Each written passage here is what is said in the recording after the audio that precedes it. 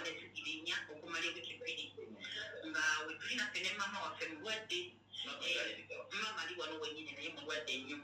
mama waffe amaanyi n'amakula zaamu naye Ssegirinnya yatabuka bulungi ku lwokubiri luli essaawa eno tukakasa abantu era batuyise ne batunyonyola ne batukakasa nti ng'afudde Bwana Yesu na mugashike ebbirizo ngambye bye biriwo ndine kansala watu kansala ono weda ya akakisizanga gakinze posti zange zijja kuzijja wetule kupalute Assalamualaikum warahmatullahi wabarakatuh. Kansala omukyala akiikirira abantu b'Enmengo inna lillahi wa inna ilaihi raaji'uun kadalalla tusaba omwoyo gw'omugenzi omukama katonda abulamuze ekisa amusonyiwe n'ebyamusubako sista ddala kituufu Ssegirinnya afudde tugendere kupalete sista bayagala kwogera nange munange kwampuliriza bwana Ismail akkiriza ng'oŋŋambye nti mu ddakiika emu ebyaddala kyekyo kati miranda na bibobe bikakasibwa ebbaluwa entongole nange munyini neerabizeko sebo oli mu ICU akadde kano Aruna Badru akadde kano oli mu ICU naawe ndi ku ICU era essaawa eno nze omu ku baliwo abasiraamu be bayise okugenda okumugolola essaawa eno yennyini lwampuliriza kyamukirize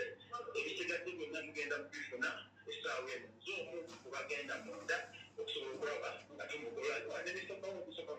olutire kubaalizesobola bakyonanyabo nze Alex Busolo na Mr. Kawempe nze ngenda omukamanga Kisegi kitayo nnyo kitalo ddala abasawo bamaze batuwa amawulire amatuufu muganda waffe Allah amujjudde twagala okwebaza Allah subhanahu wa ta'ala olw'ekisa kyawadde omugozi mu Kisegi kanawe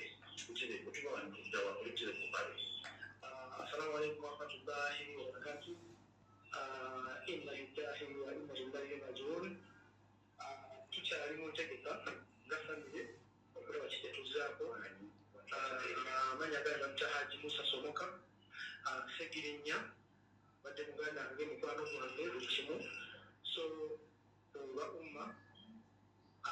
tusobola okusaasira abasiraamu bonna olw'ettaffaali Ssegirinnya yatadde ku umma era tusa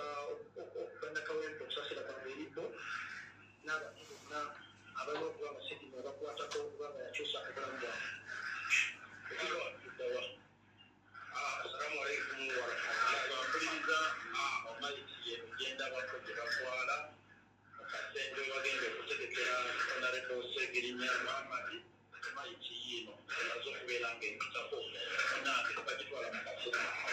amanya kuwankako okuserisebya awangatire Ssegirinnya Muhammadi ebbanga yonna kitalo nnyo era tukosa okusasira kwange eri bannakawempe naddala ekyebango kyetandika ebyobufuzi tusaba mukama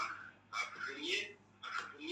ne Muhammadi Ssegirinnya Muhammadi mukama amumuze mirembe amubeere emirembe simanyi walaina kyoyagala okumanya essaawa eno siyinza kubaako kirala kyonna Allah bwatyo bwageze tusaba ow'ekitiibwa Allah abeere nga bwatyo Ssegirinnya byamusibako ng'omutonda bimusonyiwe ate ne famire ayongera okuba nti jalanguyiza akadde kano